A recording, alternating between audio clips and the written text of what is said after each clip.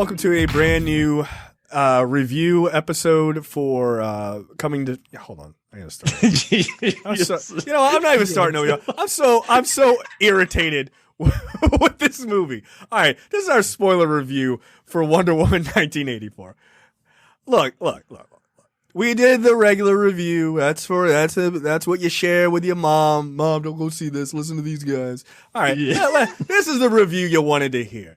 This movie's a piece of shit. It's a real piece of shit. I cannot believe it is as bad as it is.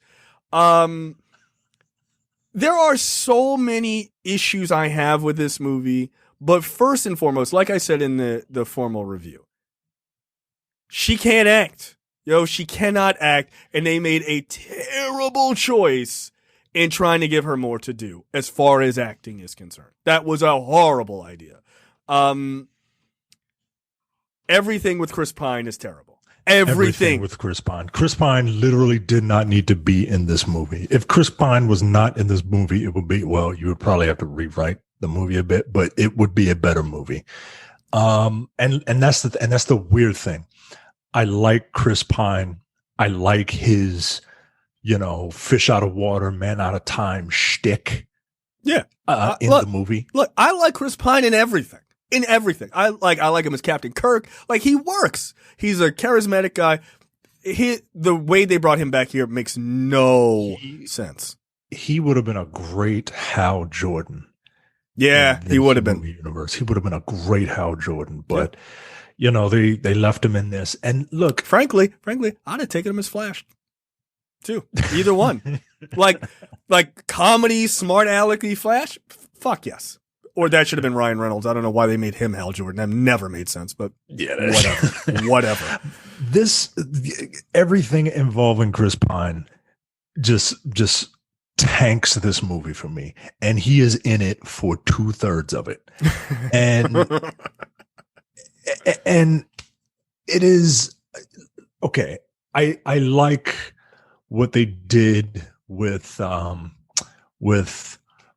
Maxwell Lord and the manifestation of his powers, right? Sure. He wants to be the genie granting wishes. And I like Kristen Wiig's, kind of descent. But again, there are some aspects of that just don't gel. Like, where do we even begin? Well, Micah, you know where I think we begin? How about we begin on Themyscira? How about we begin at the part where they completely undercut the very character of Wonder Woman in the beginning of the movie, as if they never watched the first movie. So in this movie, now Diana, as a little girl, can go toe-to-toe with all these amazing warriors in this contest and besting all of them. She's so good. But in the first movie, she's just a dumb, naive fucking kid who doesn't even understand anything. And, I'm so scared and I don't understand the world. But in this one, she's like, oh, no, I got it. This should have been what was at the beginning of the first movie. Not in the second movie. It doesn't make any sense. They should have based almost the entire first movie, in my opinion, on Themyscira. Almost all of it. 2/3 of it should have been there. Fuck it. Because it's way cooler. It's way more interesting. But that undercut the basis of what the character we saw in the first movie. I didn't understand that. And then it's the whole idea that was pointed out to me, and I hate it. I hate it, is that cheaters never win.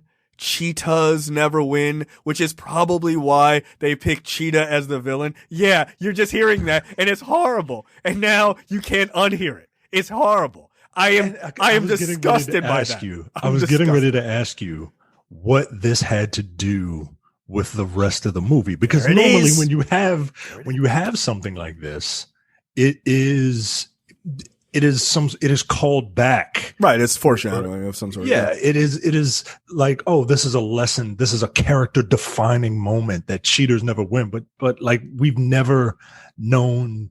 Yeah. She never cheated on anything. Right. We've never known her to do this. Right. We've never, and it doesn't it doesn't even come into play later on in this story, right? Like her thing is like, I just don't want to be Wonder Woman for like 5 minutes. That's not cheating. But now that you say that, that's it. Like, dude, that's why oh my God. Look, when it was pointed out to me, I think it was Dara in our fan group. No, I got mad. I got really upset when I heard that. I was like, that doesn't. Oh God, that does make sense. That makes me so mad. That's why. This scene has nothing to do with anything else in the movie. Nothing. It has nothing to do with anything else in the movie. Like if the point of that scene had been like, you can't always have what you want to have, or having something comes at a cost, right? Like that would have made sense of like having Steve Trevor back came at a cost, but that's not what that's about. It's about cheating. What else am I supposed? All right, look, if I'm wrong, if I'm wrong, you tell me what that scene has to do with anything else in this movie. With the because that is how scripts are written. You put a scene like this as a life lesson for the fucking main character at the end. What life lesson did she learn from this? There isn't one. It's not. Because it's about cheating. It's about lying. Right? Like, that's what the villains do. That's not what she does. That shit made me really mad when I heard. Yeah. Yeah. Oh my God. That's the beginning. That's where we'll start. We'll start. The pre-credit sequence, dude. And that's 11 minutes. Yeah, that's too long. It is, man. It's too long. Like, though I enjoy all of the Themyscira stuff. Like, I think it's fun. I mean, I do. But, like, this didn't need to be there. No. It didn't need to be there. Like, it literally served no purpose. So there's 10 minutes out of this 2-hour and 30-minute movie that you could have cut right there. Yeah. I mean, look, I think that Patty Jenkins and everybody else realizes that the Themyscira shit was like some of the highlights of the first movie, and they're just like, how do we get back there? Look, I'll tell you right now, I would be shocked to know that they don't go back to Themyscira one more time in the third movie. I would be shocked to know that. But we'll see. But this whole tournament thing was fun. Like it's a pretty fun watch. I was like, all right, I'm in it. Like at this point, I'm like, I'm all in. It's dope. And then it goes to, quote unquote present time, with her in 1984. And this entire mall scene was fucking terribly shot. It was, terribly shot. I don't mind the mall scene. It is very jarring, right? Like I was not expecting this, but if this is what we are in store for, fine. Like if this is the type of movie that we're going to have, this very Superman-esque, Superman as in like Richard Donner 70s, Richard Donner. The 70s Richard Donner Superman. If that's what this movie is going to be, if this movie is going to be, a cheesy like movie geared slightly towards a younger audience, all right, that's fine. Like nothing wrong. I'm fine with it. Look, I love the Richard Donner movies. I know some people hate them, but like I don't hate them. Like they're classics. I like the little wink and the nod to the little girl and stuff like that. Like, yeah, because little kids need to see this shit, right? Little kids need to see stuff like that. I mean, ultimately, all this stuff is for kids, right? And I'm okay with it. Anybody who thinks that, like, even all those Marvel movies with all the death, like that stuff is meant for kids, right? Like, it's like 14-year-old kids. But when I'm looking at like the mall scene, I'm looking at this lasso, and it just doesn't look. This movie looks like it was trying to emulate the 80s so much that it took all the special effects from the 80s.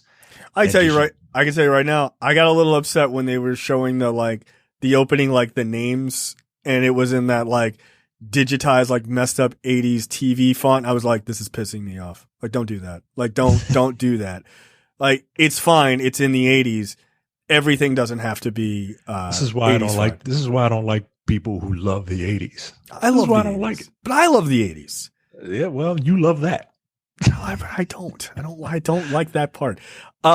But you know what also really bothers me? This is in the 80s. How does this not have a good soundtrack?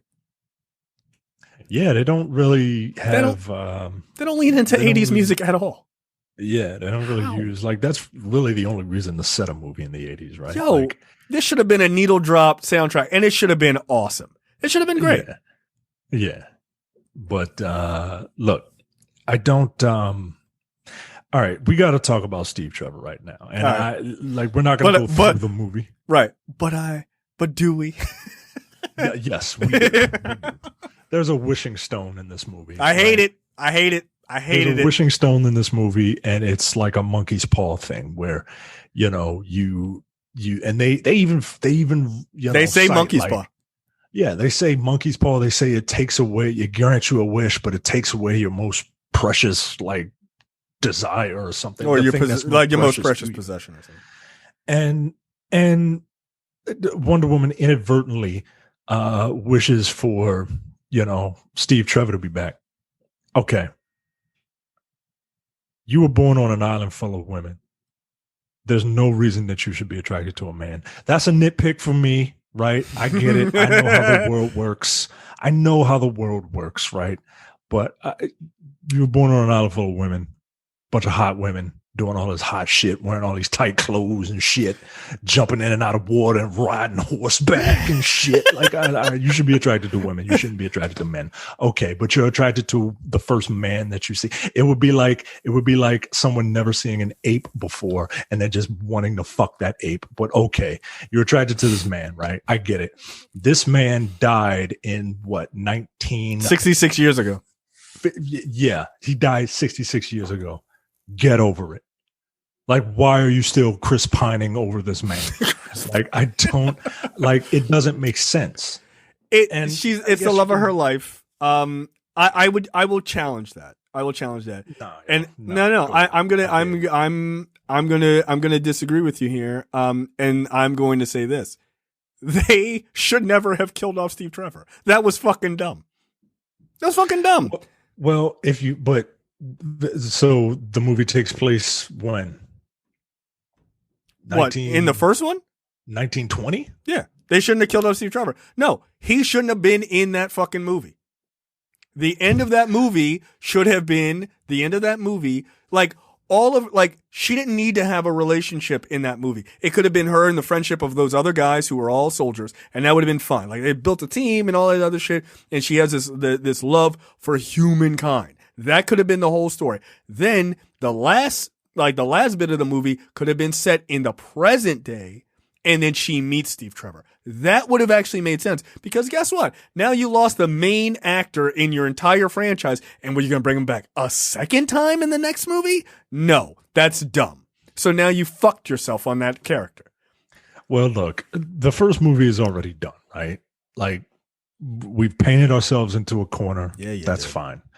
There's that, but here's the problem with wanting to bring that character back and setting the movie 66 years after the first one, when there's really no need for it, right? Like, you bring this character back in the most contrived of ways, right? Because wishing stone, okay, but if you're gonna bring him back, just bring him back.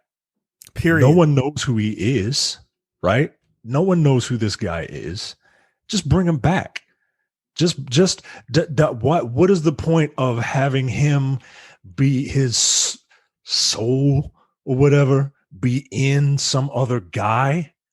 Because then that's all I'm gonna think about is the fact that this dude quantum leaped into this other guy's body, and it's weird. Yeah, like, everyone else sees him as the normal way he looks, and then you see him as Steve Trevor. That's again, this is look, and the biggest problem with this movie, and it is featured in the Steve Trevor storyline, is that Jeff Johns was allowed to write the story for this. Yeah, look, this is not. Anyone that's read Green Lantern Rebirth knows the convoluted. Now, those are convoluted. The convoluted ways that he brings back Hal Jordan to be the one true Green Lantern, right? Like, it is it's so unnecessary, especially when later on the wishing stone can just like materialize nuclear missiles out of thin air. Well, why don't you just materialize this dude out of thin air? Like, right. It doesn't make sense. Right. And so, okay, so you get, so like but there's a fundamental issue here, right? Things that work in comic books don't translate in this medium. Like, they just don't one to one. They don't. Some things do, obviously, but there are certain things that just don't. And the biggest sin that this movie has is it is written like a comic book. It is not written like a movie. The first movie is not written like a comic book. It is written like a movie, which is why it is better. No amount of like, oh, they got a good screenwriter to like, punch up the dialogue or whatever. None of that means anything if the story is bullshit. And the story in this movie is the structure is the foundation by which this movie is based on, and it is bullshit. It is nonsensical. Like, you've got, like you said, why not just bring him back wholesale? Okay, cool. You brought him back. Great. And you're bringing him back to do what? To die again? To go away again? Why? To have the exact same purpose that he had in the first movie, which is another thing that is, he is mansplaining, I guess is the term, way too many things to a woman who has seen more and done more than he ever has or will. Right. He is like the end of the movie really pisses me off, where it's, they figure out that she is losing her powers. Didn't lose completely like every other wish. Right? No. She's losing her powers in fits and starts, depending on what the plot requires. Like, she's got a little bit of extra strength here. Oh, bullet here. Oh, that's not so bad in the scene. Pick one. Pick every a other lane. wish. Every other wish is an immediate 1-to-1. You get this, I take this. No, not hers. In everything, but not hers, because contrivance, right? Like, okay, fine. Pick a lane, dude. Pick a lane. But they've realized this, and Steve Trevor goes to her and says, "Look, if you don't want to kill this guy, then we got. I mean, Superman killed somebody, but all right. If you don't want to kill this guy, Wonder Woman kills people. Why is this so hard? I mean, she's a warrior. Like, all right. again, look, and you still see it even now. People freaking out about Man of Steel having him snap Zod's neck. That still resonates in this universe. They cannot get away with just having the characters do their shit. They can't. And look, you mad about that? Guess what? If you complained about that shit, going crazy about it, Man of Steel, this is your fault. They cannot get out of that box. They can't. That's why Suicide Squad was that way, and all the other ones. They're all stuck in that same box. And Steve Trevor goes up to her and says, if you don't want to kill this guy, then there's only one thing you have to do. You have to renounce your wish, and then I can't be here anymore. And she's literally whining. Oh, I just don't want to be Wonder Woman for 5 minutes. I just want you. I want what I want, right? And I understand the mentality, but you're Wonder Woman. You're the hero of this story. You shouldn't need someone else to tell you that. Like, that is your growth, that you need to be able to be the one to make the sacrifice. Someone can't make the sacrifice for you. You have to come to that realization. It should have been the other way around. Right. Steve should have been like, yo, I don't know what to do. He should have been like, don't kill me. I really like this era that we live in right now. I can planes haven't changed in 65 years. I can just fly these planes. Yo, again. don't get me started, yo. I was like, that scene, I was like, he was flying a crop duster in the first movie by comparison, yo. Come on, yo. All right. Oh, is this a future jet? Got it. I'm a white man. Like, all right. Wow. He should be the one that is saying that he doesn't want to leave her because he loves her and he loves being back. And she has to be the one to look him in the eye and make the sacrifice because it's what heroes do. Right. Nah, yo. Nah. You just nah. I don't wanna. Right. Yeah, that is not an okay thing to have Wonder Woman do. Yeah, and it doesn't even fit the character as far as like the precedent over, however many decades the characters existed. Just everything about Steve Trevor is just the one of the best and just the absolute worst part of this movie. Yeah. Can we talk about Barbara Minerva, aka Cheetah? Yeah. I did not dislike her Kristen Wiig's performance. I dug it. She's mostly just kind of herself as she kind of plays on SNL when she, she's just kind of like the odd, mumbling and, stumbling kind of nerd. But it worked for Barbara Minerva. I didn't have a problem with that. As she sort of gets her wish to be like Diana and cool and powerful and all this other stuff, I liked her sort of transition into that. Like, I thought she looked great. Like, she was exuding a level of confidence. Like, they made it work. Because when she was announced with this role, people were like, "Oh, dude, I don't know." But I actually didn't think. I think she was one of the stronger parts of this movie, to be honest. Yeah, she was. Her and Pedro Pascal made this movie watchable. I agree with you. I like her performance. There was one part in before she got her confidence or what have you, where she is accosted by a man. Let's just call him a rapist. Yeah. And she is saved by Diana. And then once Minerva starts like pumping iron and realizes like, yo, I'm fucking strong and shit, right? There's a scene again where she is accosted by that same man. And the movie, I guess, wants me to feel sympathy for the rapist, for the attempted rapist. I do not. Nah, yo. Like it's like she's standing up for herself. But the movie's score is making it seem like, like she's becoming evil. Nah, I was like, teach these devils. Throw him. Kick that guy again. He's a rapist. Nah, she fucked that dude up. I got the scene up right now.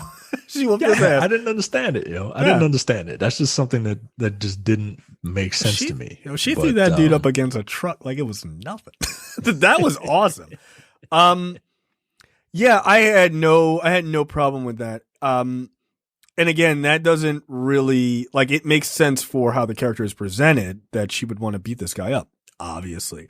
But what it doesn't do is it doesn't give her any level of villainy. Like, she's a villain. Like, she's arguably Wonder Woman's top villain. I mean, look, she stumbled and bumbled her way into superpowers. Guess what? I don't want to give that up. Right. Like why why would she have renounced her? All right.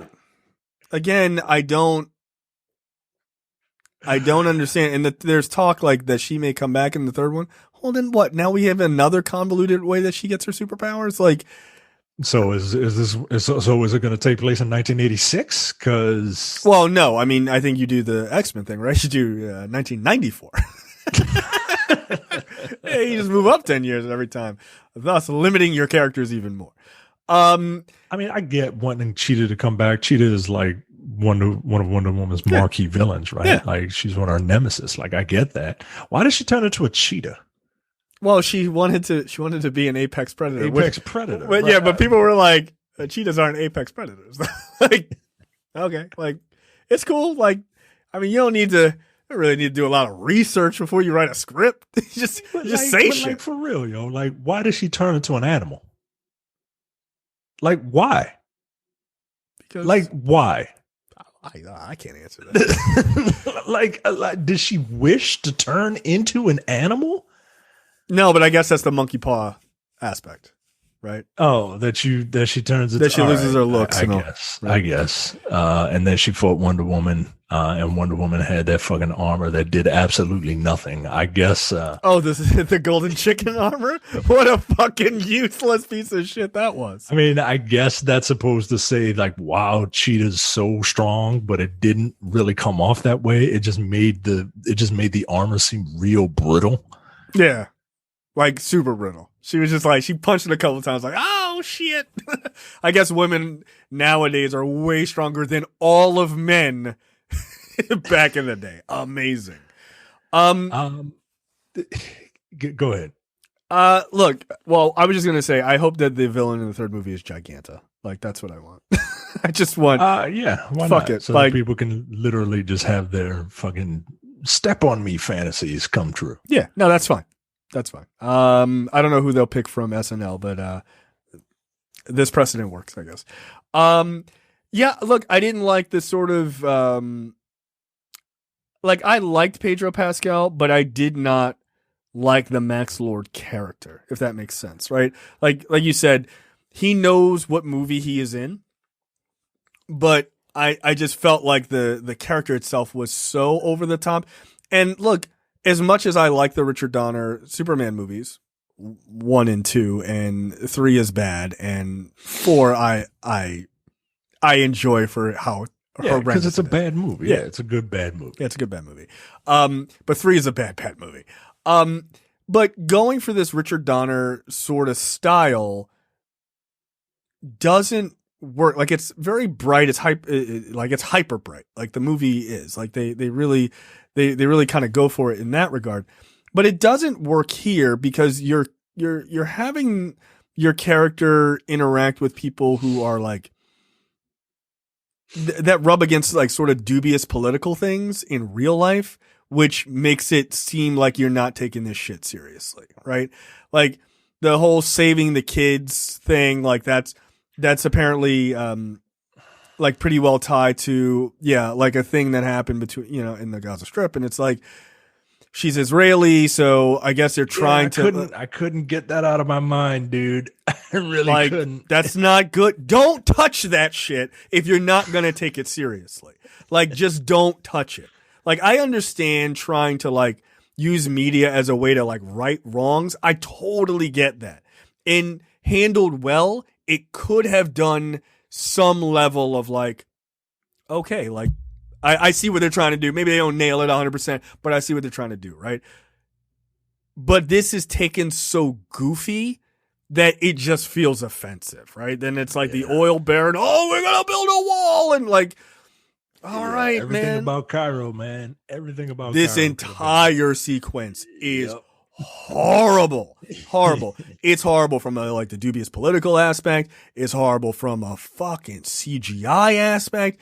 It is horrendous from an action sequence. And the only thing I could think of when I'm watching this is, wow, so this action sequence with like cars on the roads and, fighting and stuff like that. I've seen this done better in 2 different movies that should, by all accounts, be considered far worse movies. Any of the Fast and the Furious movies, any of them, definitely have done scenes like this much better, right? And this is going to sound insane to say this, but it did. Ghost Rider Spirit of Vengeance. It did this action like on the truck sequence. That movie is awful by all accounts, but it does scenes like this better. I don't know. Does DC have like, I know they have the treadmill of time, right? Like that's an actual thing in the universe. But does Warner Brothers have a treadmill too that they just can't get Gal Gadot off of? Because her running in this scene clearly on a CGI removed treadmill looks ridiculous. I heard someone make a comparison. Jesus. Like it's like holding a kid up by his armpits while they're running. It's just like yo, she looks silly, man. She looks silly. Like they even have her change into her Wonder Woman outfit in the car, just randomly, like out of nowhere. which is just kind of. Why are they odd. flying through the fireworks? All right. Let's get back. You know what? Let's get back. All right. Yeah, I forgot about that. All right, we got it. No, we got to talk about it because I need to understand. Why they gave Wonder Woman invisibility powers. Right? Look, I'm not a hardcore DC comic reader. I'm not a hardcore Wonder Woman reader, but I'm pretty sure her rubbing her hands together is not a power she has to make shit go invisible. I mean, look, I will. Come on, man. It's simply a callback to the invisible plane. Yeah, I get it. I get it. It just didn't work, yo. First of all, who the fuck is flying that plane? A fossil. No, he got it. He got the whole thing. He got it on lock. All right, yeah. He got the shit on lock. And then they just decide, all right, first of all, how'd I get the plane? All right, thank you. She is an archaeologist, yo. She just buzzed in to the jet area? What kind of writing is this? She ain't even trying to steal it. She just buzzed into the jet area. 2, I just leave the fucking keys in the plane. Like, right. All fueled up. Let's go. They got enough fuel to make it to Cairo. Again. On a single trip. In a jet. All right. 4, this man is from the fucking the 1910s. The 1910s. And when they called it the Great War, because they didn't think a second world war would happen, right? But he just knows. Yep, same thing. I got it. Nah. Like, this is what I'm talking about, yo. Like, this is piss poor writing. This is comic book writing. Too much. It's too much. It's 5 too many things that are making me think. Well, wait a minute. How? Yo, this dude. I have this movie on. This dude just stepped out of out of the trenches of World War I to fly a newfangled jet in 1984, 66 years later. This dude is like, yo, this is awesome. He started doing barrel rolls in a jet. You're not worried about stalling the plane out, how to recover from that, any of that. Nah, don't worry about it. I got it. All right, that's cool. Whatever. Let's fly through. Let's just go through the fireworks because that's not dangerous as shit. But, whatever. Whatever. This is comic book writing, dude, and there's nothing wrong with it. It just doesn't work. Fireworks, if not just little bombs blowing up in the air. Let's just fly right through these little bombs that are blowing up. The Cairo chase scene did not look good, and this is like the big second act, like action scene. Agree to disagree. Jesus. And I didn't really care for this. Oh, really? What a wild statement. Like look at everything about it, right? Like, it's not an interesting location. You go to this interesting locale, right, but then you shoot the scene in an uninteresting dirt road on a single road in front of just a desert, right? Like, there's nothing dynamic about what's going on, but all right, that's fine. The way that the action is executed is poor. Like, it's staged properly. It's staged pretty well, but it's executed rather poorly. That whip effect, that lasso effect doesn't do it for me. No. Yo, she's on a treadmill, yo. This shit looks insane. Yo, Zack Snyder actually showed her in action sequences far better than don't get me wrong, there's some good action sequences in the first Wonder Woman movie, but in like how she moves as like a faster being, Snyder nailed that shit in Batman vs Superman. He did. He nailed that, how they should be moving to an outsider's perspective in Man of Steel. Like how Feora was fighting Superman. Like, that's what it should be. Like, it shouldn't be like, I'm walking slow. They should be moving at a speed like it looks weird to you because these beings are moving as fast as they are. But no, this entire scene is fucking garbage. She's hiding from this guy. who's got this big machine gun. Why? At this point, you don't know that you're losing your powers. Why are you hiding from him? The fuck you hiding for? You're a human tank. Just run and just like shoulder check one of these things. Like, did she forget the shit that happened 66 years ago when she blew up a sniper tower? Well, she's feeling herself getting weakened because she took a bullet. Because no, but that didn't happen yet. That hadn't happened yet. Oh shit! She's like hiding down on the back of this truck before she gets shot. What you hiding for?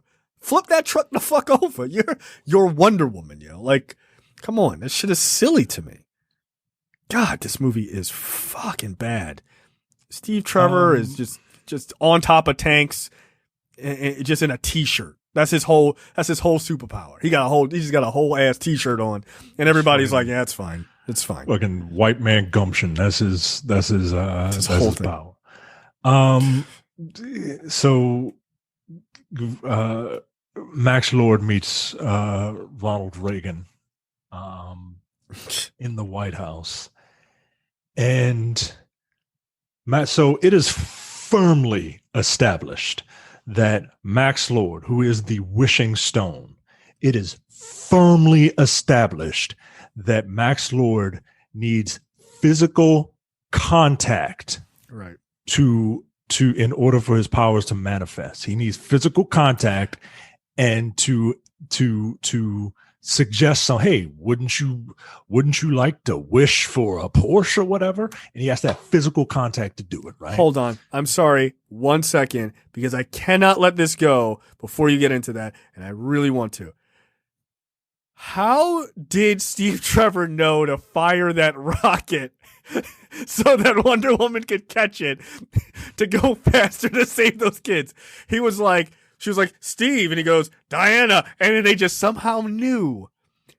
Why would they do that? You don't watch sports. You don't watch sports. It's like an alley-oop in basketball. Is that what it was?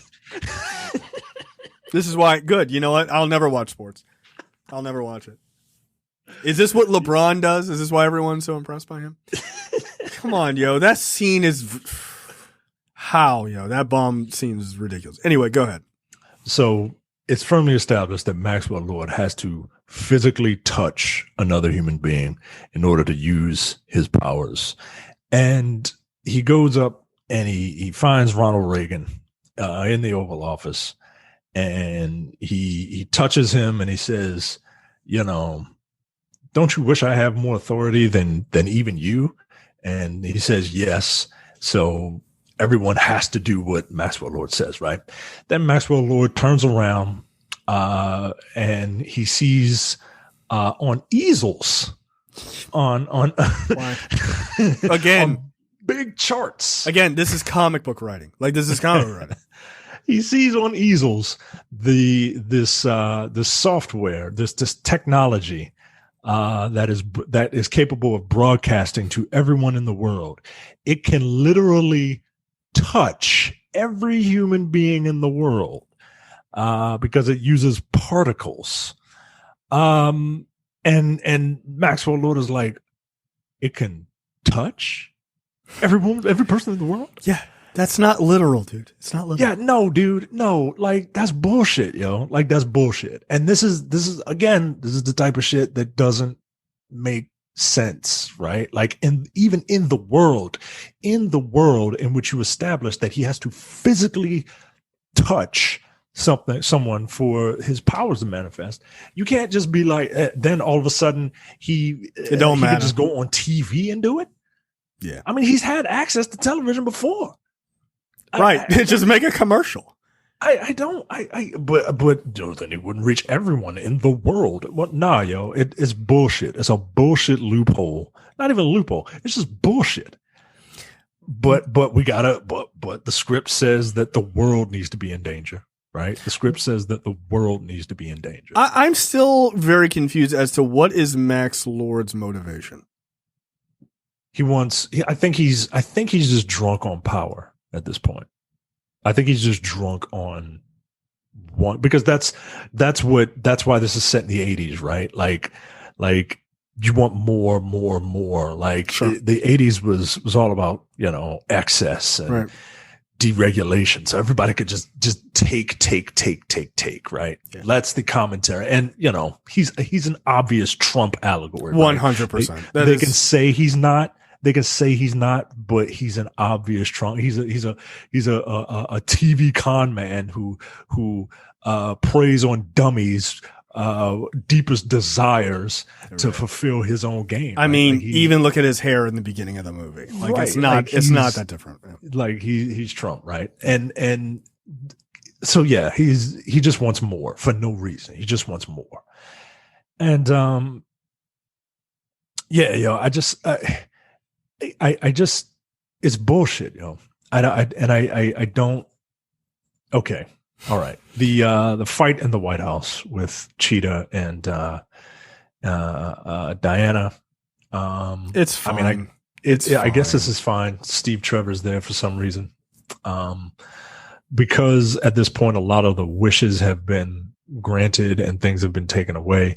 The world has descended into chaos. Yeah. Or at least Washington, D.C. has descended into chaos. Wonder Woman learns how to fly because Steve had to explain it to her. Steve explained how to fly, and she's just like, "Oh, okay, I can fly now," which is fine. Wonder Woman knows how to fly, right? Right. But, so, okay, before we get to the flying scene, which is awful, the issue in the fight in the White House, I just want to point out that that is the best sequence of her, like, kicking ass and, like, like going after all in the trailers. Yeah. But you know what? You know why it's good? Because it's a copy of exactly what they did in the first movie. It's the same exact fight sequence that they did. They're like the slide down, kick, turn around, take on, like, it's the same thing. It's the exact same. And I was like, damn, that scene looks really good. And I was like, oh, that's the scene they did in the first movie. That's why it looks good. That's it. It's the best action sequence in the movie, and it's just a copy of what you've seen before. Yeah. That Kairos scene, like, the way that scene was set up, like, in a movie, like, in a competently done movie, that's your big action sequence, man. That's your Cap taking on a Quinjet, like, that's what that scene is. When you finish, you're like, yo, I gotta watch that scene again on YouTube. That shit was dope. That's what they were supposed to have. What they got was a laughable scene. And this scene is the best action sequence, and it's because they just did a copy, which is sad. Let's talk about the flying. The last fight. Can we talk about the flying real fast before we get there? Oh yeah. How she's doing her Superman impression. I did not like this. This looked bad. Like legitimately did not look good. Like, they've done flying before. Like, the scene in Man of Steel where he's learning to fly should have felt like this. Like, yeah, you don't quite get it. You might fall a couple of times. Hers, it just, like, she doesn't seem to, like, have a distinct style of flying. Well, I chalk that up to her learning how to fly. Right? No, I understand that. I'm saying, like, like, Iron Man's got, like, his arms behind him, right? Superman flies, fucking straight out. That sort of thing where they just kind of give up and they're like, I don't know, you just use your lasso and shit. Like, I don't know. And then I guess she does have her arms out at one point, and then she kind of moves the arm back, which is the Superman, like the Superman punch pose, right? Right. Like, for like a hot second. And then she's like, right. I'll just lay on my back. Yeah, she's backstroking it. All right, fine. I get it. But yeah, I'm glad she's flying. I'm glad she's flying. It feels weird that she had that power and didn't use it in the modern movies, but whatever. Yeah. Again, just think about this shit before you put it in the movie. She didn't use that shit against Doomsday. Why not? All right. Fuck this movie. I was smooth. The fight at the end between Cheetah and Wonder Woman, where Wonder Woman has to go. Well, all right, they made a big deal about this armor, right? The golden chicken armor, and how it was, this legendary armor from a legendary Amazon. And I'll talk about that a little later. I was listening to someone, and he had a really great take on what they should do about all that. Mm-hmm. They gave the story of this armor, and it is the armor that was so indestructible. Like it held the Spartans, the tide back, and she was the one Amazon to survive because she had this armor, this armor that is indestructible, right? And then Cheetah just kind of takes a couple of swipes at it and that's it. Yeah, that's it. It's done. What did you think of Cheetah's look? This is sort of final look. I wish I could have seen it in the daytime. When they do nighttime, they do nighttime scenes like this with heavily CGI characters to kind of cover up the fact that the CGI might be a little spotty. Yeah. And then a lot of this is just hacked up, in the editing room. So you don't really get like a really good look at her, which is a shame because like that's why you want to see Cheetah in a movie, right? Like you want to see what she looks like. Yeah, I didn't hate this fight scene. Like as far as the action beats, like I thought I think it's hacked up to hell, man. It's not that it's dark and you can barely see anything; it's that it's hacked up and you can barely see anything. There's a lot of cuts. There's way too many cuts. Yeah, I'll give you that. I'll give you that. Yeah, I didn't hate this. I do wish it was during the day.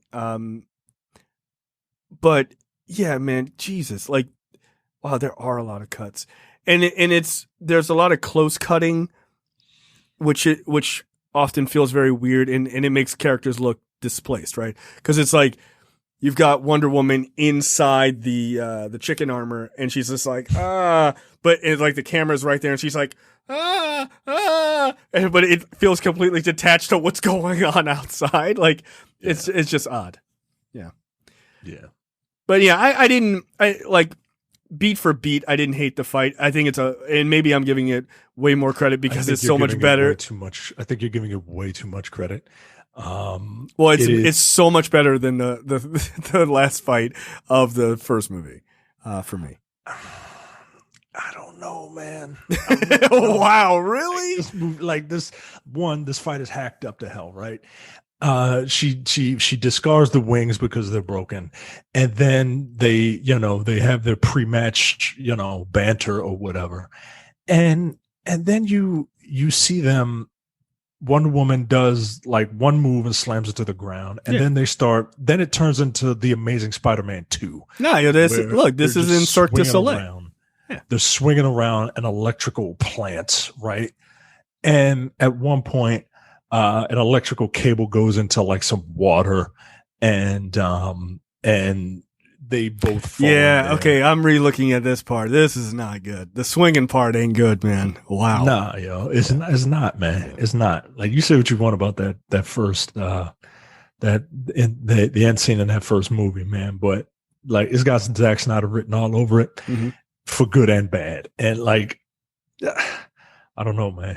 I really don't know. I'm not willing to say this is worse than that, man. I don't think it again.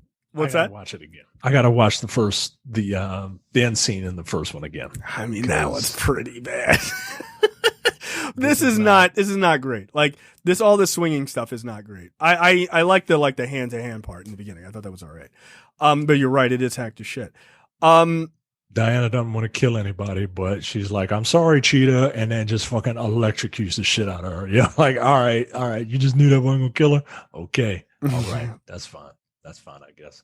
Renounce your wish. She was like, "Fuck you, bitch," and she was like, "I tried to help you, man. I tried to help." So the final climactic battle, the people that like this movie, they say that what Diana says is really what they wanted to hear. During the Max Lord scene? Yeah, like of how people need to, love one another and look, if that affected you. Fuck off. if that affected you in a positive way, Great. I'm not here to take that away from you. But it's all it doesn't, like the whole broadcasting to people and then everyone renouncing their wish at the same damn time, and then like the lasso of truth on Max Lord, and then he's touching everyone metaphorically. Like, does that make them do it because she suggests it with the lasso of truth attached to him? Like, is it a daisy chain effect? Like, why does everyone renounce their wish? Why has no one wished for world peace? Like, is everybody wishing for fucking new cars or to be famous? Or like, there's not one altruistic person out there who wished for everyone to live in harmony. Yeah, how is that not your first wish, by the way? Hey man, I wish for fucking world peace. Like, you get that and it's like, oh, we're gonna take away your health. All right, well, I guess I die. Like, all right, it's fine. World peace. Like, there are altruistic people out there. Like there's a lot of them, but that would be a lot of. No, it would. Yeah, like I'd be like, can I get a lot of money first? But yeah, I don't like endings of a blue guy standing, or a guy standing in a blue laser field, a la Mega Man, and our hero just talking their way through saving the world. Not in a superhero movie, man. I'm not interested in that. I'm just not. I am just not. I'm not interested in watching the Avengers chat with Thanos at the end. They're like, hey, man, if you could just. Or I'm not interested in Superman chatting it up with Zod and being like, well, if you could just calm down. Like, no, man. I come here to watch these people punch and kick people, right, into submission. That's why we're here. And this talking like bullshit to touch the world. No. And look, I get it that you're trying to give, as the first major female hero, give her a level of like power and also softness, right? Like I get that, but it comes off not how it's intended. Like what it comes off as is a really lame ending, instead of like her being powerful. Like, I don't know. Like, I didn't mind it given given everything else that was going on in this movie. This felt right for this movie. The fact that Max has a complete 180 is weird to me, but hey, you know what? I get it. The end of the movie, there's a mid-credits scene. No. I want to talk just quickly before we get to that, because that's interesting. So is she just cool with like, oh, I guess I'm gonna fuck this guy that was in Steve Trevor's body? Like, I'm just cool with like trying to hook up with that guy? I don't think she is, right? I think she just sees him one day and was like, I know what your dick looks like. And she's just, I don't think I think she's finally over it. I think it took her 66 years and 2 deaths. But I think she has finally gotten over, the fact that, you know, she can't have Steve. And cheaters never win. I have a question. Are they just not gonna give her a romantic interest? I mean, does she need it? No, but I'm just saying, like, it's odd that a woman superhero doesn't have one, where every man does. Well, one could argue that men need women because women can be like guiding forces to men. You know what I mean? Right, but why can't a woman be in a loving relationship because she and don't also need no man? Because she don't need no man to make her happy. Like, that's the point of this fucking movie. Is that the point of this movie? Well, I don't know if this movie has a point, but she doesn't, she's not happy because she didn't have a man. And now she realizes, that once the man told her that it's okay to love yourself, then she's like, oh, okay, well, since a man told me that it's okay to love myself, then he can go ahead and fucking die, I guess. I don't know. Yeah, I don't get this movie.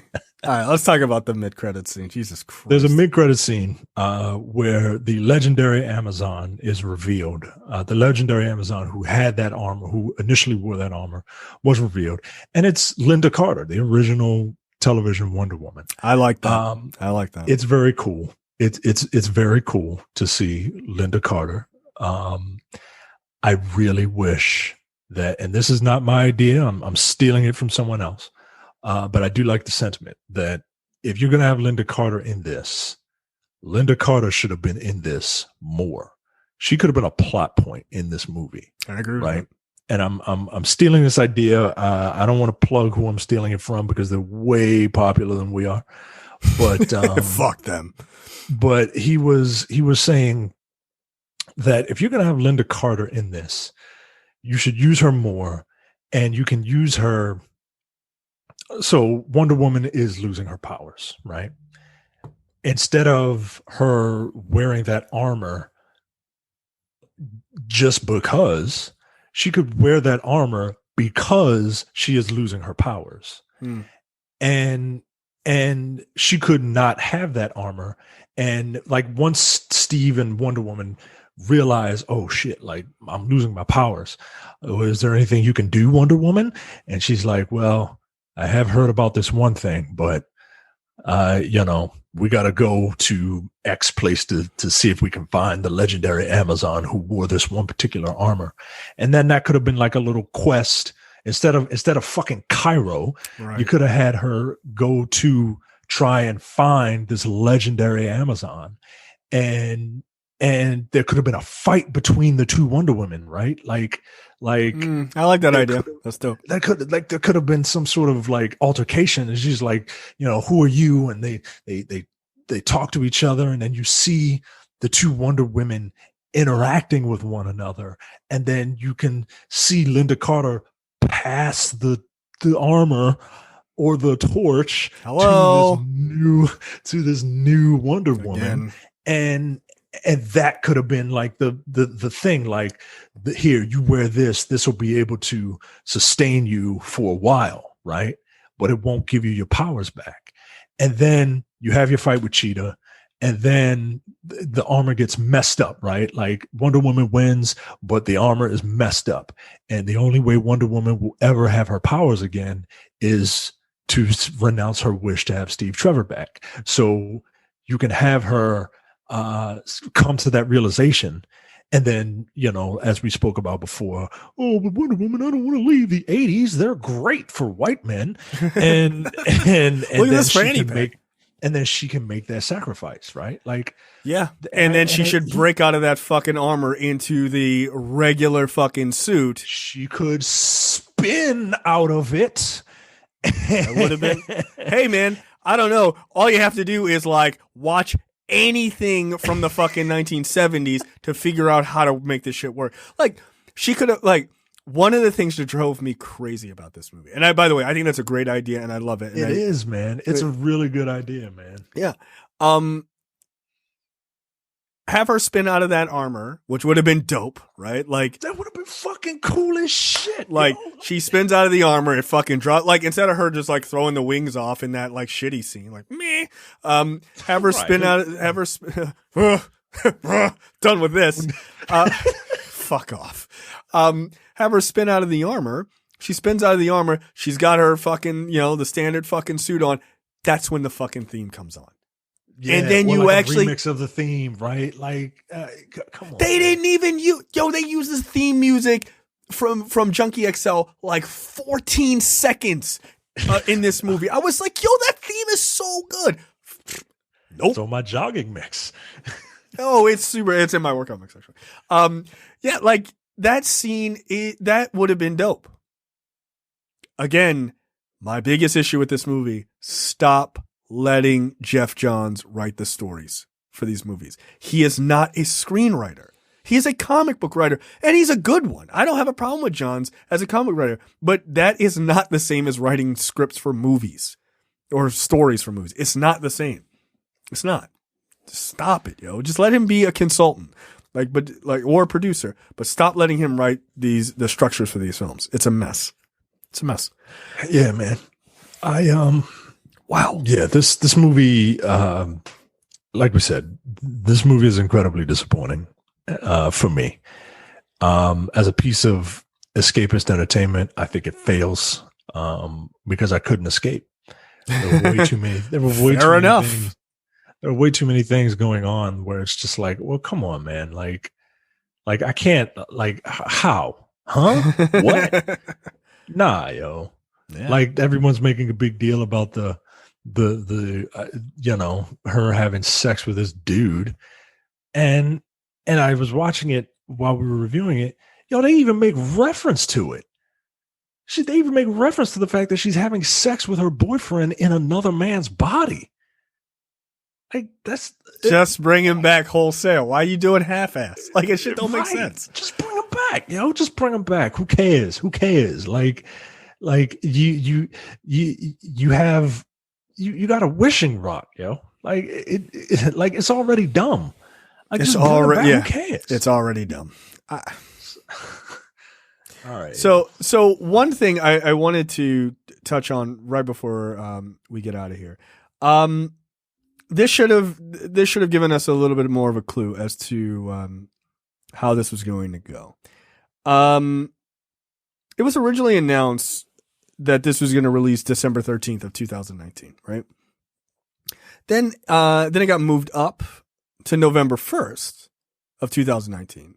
Then it got delayed to June 5th of 2020. And I know what people are thinking. Well, yeah, it's because of COVID. Oh, no. That wasn't because of COVID. So it got moved from November to June. November of 2019 to June of 2020. That's a big delay. And that should have told us that there might be some major problems with this movie.